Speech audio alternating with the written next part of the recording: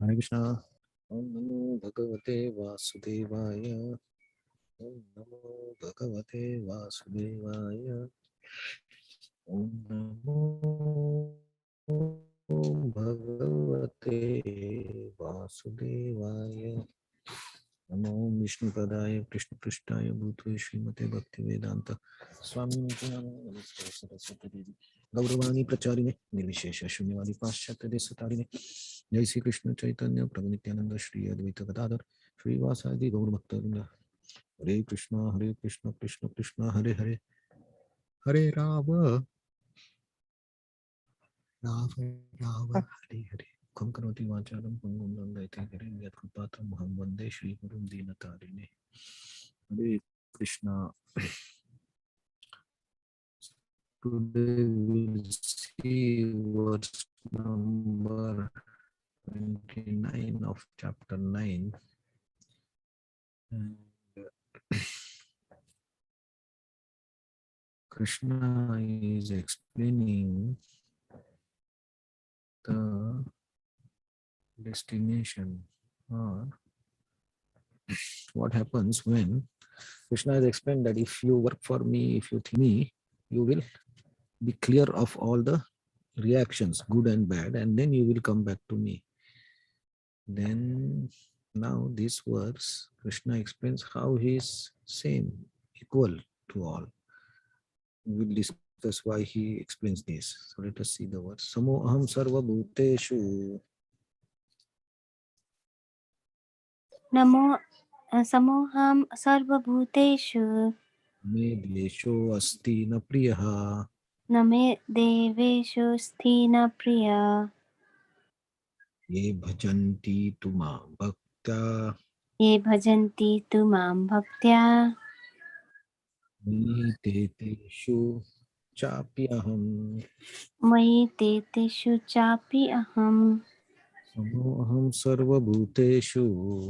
samo aham sarvabhuteshu Desho asti na priyaha. namaste deshu sthina priya Ye bhajanti tuma bhaktya. ye bhajanti tu mam bhaktya Mayi te teshu chapyaham. mayi te teshu chapi aham Chant.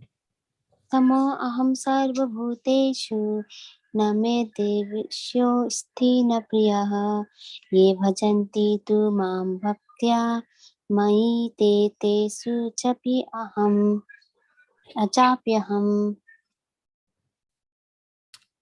Okay, thank you. So translation and purport.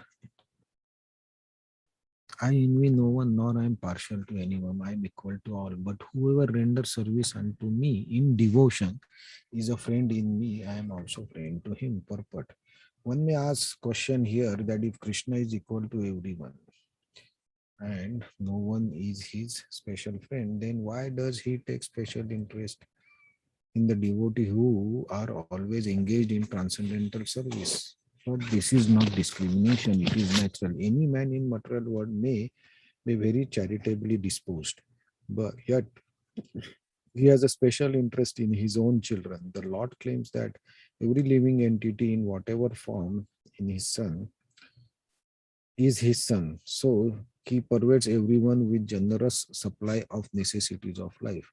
And he is just like a cloud which pours rain all over, regardless of whether it falls on the rock, land, or water. But for his devotees, he gives special attention. Such devotees are mentioned here. They are always in Krishna consciousness. Therefore, they are always transcendently situated in Krishna. The very phrase Krishna consciousness suggests that one who are in such consciousness are living transcendentally situated in him. The Lord says here distinctly, Mai te, they are in me. Naturally, as a result, the Lord is also in him. This is reciprocal. This also explains the word ye yathamam prapadyante tam sataiva bhajamiham.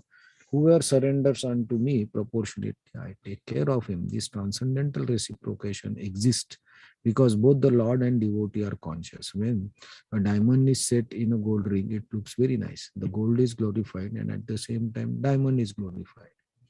The world The Lord and the living entity eternally glitter. And when the living entity becomes inclined to service of the Supreme Lord, he looks like gold. The Lord is a diamond. So this combination is very nice. Living entities in a pure state are called devotees. The Supreme Lord becomes the devotee of his devotees. If a reciprocal relationship is not present between the devotee and the Lord, then there is no personalist philosophy. In the impersonal philosophy, there is no reciprocation between the Supreme and the living entity. But in personalist philosophy, there is. The example is often given that Lord is like a desire tree. Whatever one wants from his desire tree, the Lord supplies. But here the explanation is more complete. The Lord is here stated to be partial to the devotees. This is the manifestation of Lord's special mercy to the devotees. The Lord's reciprocation should not be considered to be under the law of karma. It belongs to the transcendental situation in which the Lord and his devotees function.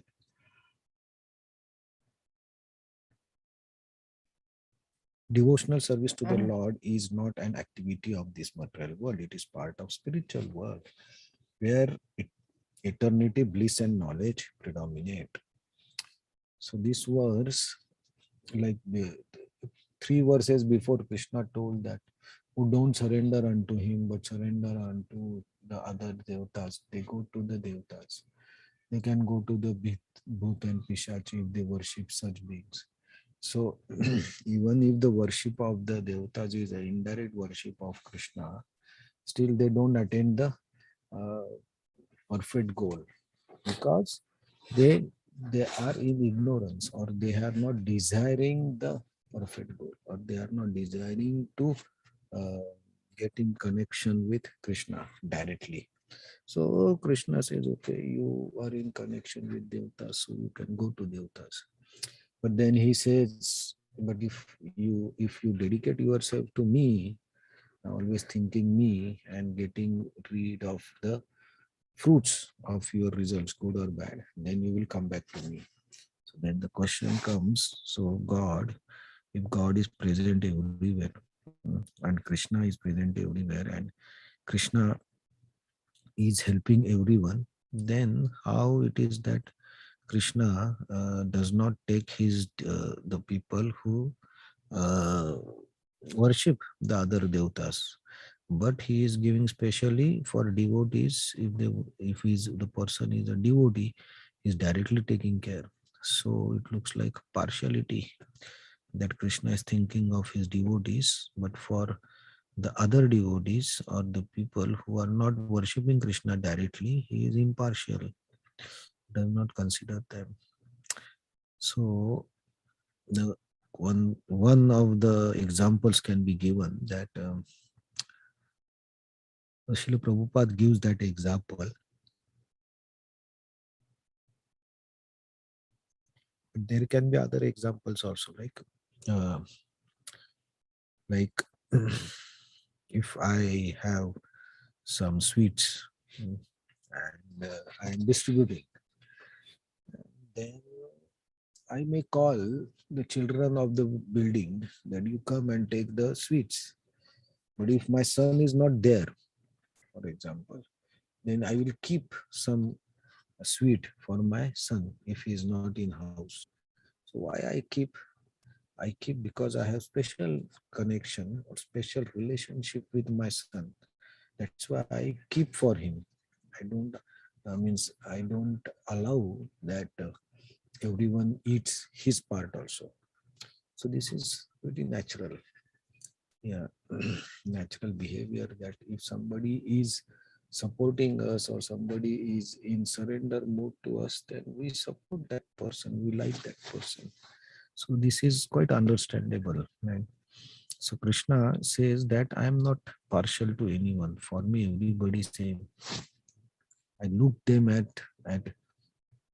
same. But those who surrender unto him with devotion, I am friend to them. So we can see the example of Arjuna. Krishna, uh, Krishna became his charioteer, his sarthi.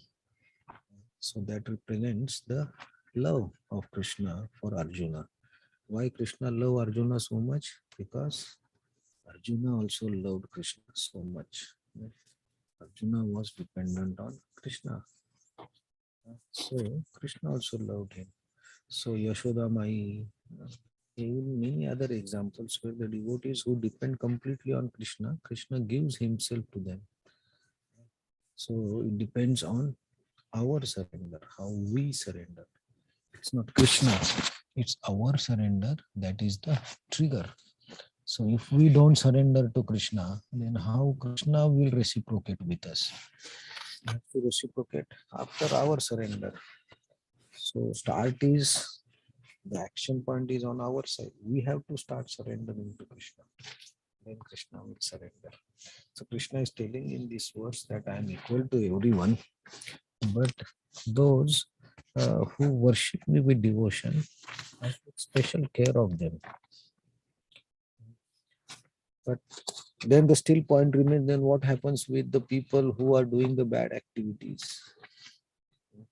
Or the devotee who starts the devotion, but he sleeps somewhere during the process. What happens to that person? Because not in the Kali Yuga, we don't see everybody is doing the only good activities. Some people do the bad activities also. So if a devotee who does a bad activity, what happens to him? Of course, the person doing the bad activity is fine, but if devotee does something wrong, what happens to him? So that Krishna will explain in the next verse. So we'll see that verse tomorrow. Krishna. Anybody wants to add anything?